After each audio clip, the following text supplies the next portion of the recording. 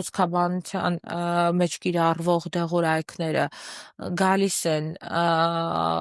ոչ թե զուգահեռ ներմուծմամբ, այլ ընդհանրապես զարտուղի ճանապարհով, խախտված են բոլոր պայմանները ներկրման եւ տարօրինակ է, որ դրա մասին ոչ խոսում է տեսչական մարմինը, ոչ խոսում է առողջապահության նախարարությունը, բայց ամբողջ Հայաստանի Հանրապետության հիվանդները եւ նշանակող բժիշկները գիտեն բոլոր տեղերը, այդ դեղորայքը որտեղ է վաճառվում, որպեսզի հիվանդները ձեռք բերեն։ Եվ ակամայից հիշեցի հետքը մի շատ հետաքրքիր սյուժե էր պատրաստել, որտեղ մտնում են դեղատուն եւ հստակ